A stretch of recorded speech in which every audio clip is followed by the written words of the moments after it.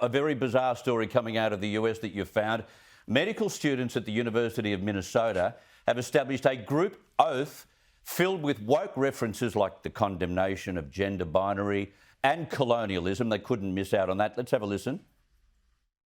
We commit to uprooting the legacy and perpetuation of structural violence deeply embedded within the healthcare system. We recognize inequities built by past and present traumas rooted in white supremacy, colonialism, the gender binary, ableism, and all forms of oppression.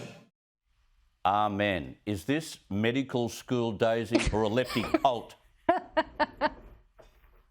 Oh, look, I think a little of column A and a little bit of column B. I mean, what happened to the good old-fashioned do no harm as an oath for medical students? This is just ridiculous. You in there have every lefty buzzword you can think of. The whole thing goes for about, 2 minutes. You talk about colonialism. They condemn the gender binary, the trauma caused by white supremacy. And what made me really laugh was that it took a dozen students to write it, which you can sort of tell because of just the amount of buzzwords they have sort of chucked in there. I don't know what's going on in the water in Minnesota, but I pray to heaven that I never get sick in the state of Minnesota because I don't want to be treated by one of those future doctors, that's for sure. I joke about the cult thing, but reciting this stuff regularly is exactly what happens in a cult to brainwash the disciples.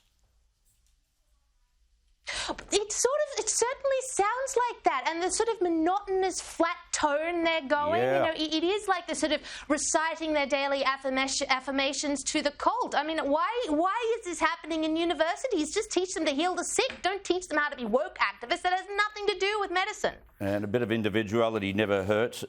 Group cult reciting of an oath like that just takes the cake.